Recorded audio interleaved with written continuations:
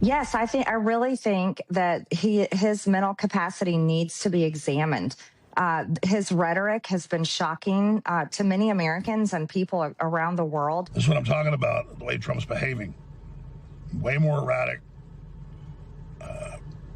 His speech, is not coherent all the time. You can't deny this is happening. And these screeds that come out nightly, at 2 a.m. or 4 a.m. or, whatever time Trump decides to vent, without without oversight, it highlights the level of his insanity and depravity.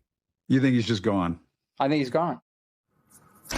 There's some reporting that came out from the first term when people like Sarah were there. Don McGahn, I think, used to call him Kong, like King Kong, because he was crazy.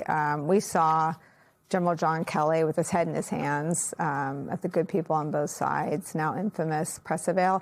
I mean, you saw the signs of the stress of sort of trying to rein him in.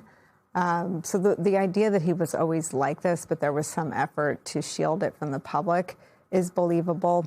But for his allies and his former insiders to describe him as insane with diminished capacity is stunning.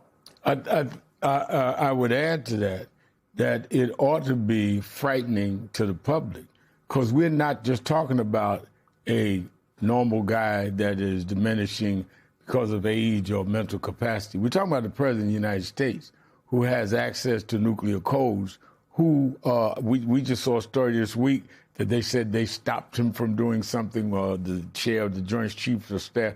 Suppose if there's nobody there to stop him, where's the check and balance?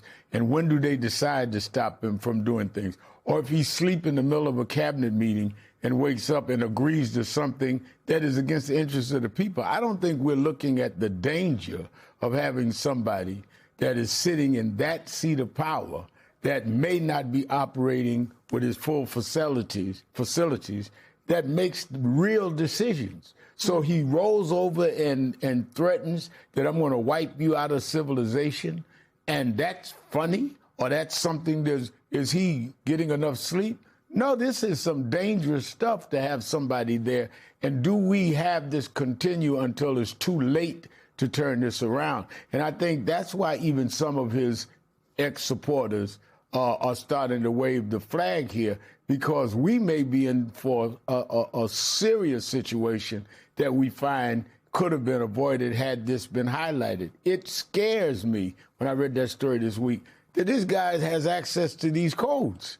And can he overrule people? I mean, what does that mean when you have him sitting up at 2 o'clock in the morning going absolutely berserk? What do you think about Angelo's point that the press that cover him have complicated considerations? Those of us who talk about him have sort of been issuing warnings for 12 years, so I'm not sure who the new recipients are to those messages. Why do you think that it's difficult to find either press willing to cover what is before our very eyes, or Republicans or current staffers willing to say what they're encountering and dealing with? I mean, he's falling asleep in meetings that are televised. I can only imagine what he's doing in meetings that are not televised. I would raise that a lot of the media has different motives. One, they want access to the White House, and they're afraid if they bring this up, they won't have access at all. But then that's not true journalism. They're really falling apart on their job. Some are afraid of their corporate officers who may have a merger purging or something, a pending or something like that. When you look at the fact that we all can see people compromised for telling something that clearly puts the country in danger, then the question has to be, should they be where they are? I mean, if you are a journalist and you're not going to tell the truth, then why should we respect or regard your journalism? Or going across the board, and if you're a senator, if you're a member of Congress, you're sitting up there and a member of Congress or a senator or a cabinet member and see a guy that can't stay woke during a meeting. A televised meeting. I mean, we don't know what's happening in the closed-door meetings, but these are only the meetings they invite the press into. No president has invited the press in. And he said, I mean, at what level are you beyond being embarrassed, if not concerned? You should be concerned But what do you have such low esteem that you'd sit there and watch this man sleep through you making a report and act like you don't see what you're seeing? So what are the caliber of people that are there? And I think that that's going to be the essential question, Nicole, is at some point you have to question how you see yourself, whether you're in the media, whether you're in government, that you allow something that this far out of place continues to happen and you don't even say anything. Then you've got to look at yourself and say, do I have any integrity and courage? Yeah, I mean, Sarah, to be totally honest with you, I used to ask that question about people like you. How do they stay and work for Donald Trump when he talks about, you know, Mika Brzezinski bleeding or Megyn Kelly with blood coming out of her eyes? How do women especially stay when he's so misogynistic? But I would say in your defense, we know where your line was, right? You quit. You walked out when he threatened all of democracy, and you're out here helping people understand him.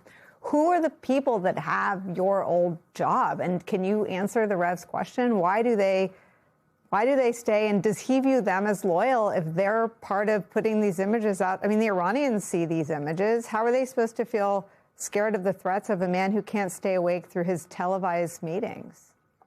Yeah, no, to your point, the Iranians are using it and they're posting memes about him, making fun of him. And I think that speaks volumes, that they're kind of using our culture against us and trying to make fun of the president and doing so on the world stage. But I do think that it is disheartening when I look at the folks who decided to stay in the Trump administration and decided to stay by his side past January 6th. Like you outlined, though, there were plenty of other reasons of why one should maybe not go work for Donald Trump. And I was always under the I guess I was always under the belief that I wanted people of good character surrounding him in the first administration and, you know, guiding him and being those guardrails for him. I think of the John Kellys, the Mark Espers, people like that, and men and women of integrity. But then obviously in a second administration, you don't have that. You just have people who are completely blinded by their own ambition, or they're just completely brainwashed and they've just drank the Kool-Aid. I mean, I look at someone like Caroline Leavitt. This is someone I worked with in the first administration. She was an assistant press secretary, the position below me when I was a deputy press secretary. And I believed her at that time to be someone of good character. But now when I look at her, I can barely recognize her. But I think that some people just make that decision that, you know, they're going to drink the Kool-Aid and go all in, or they know.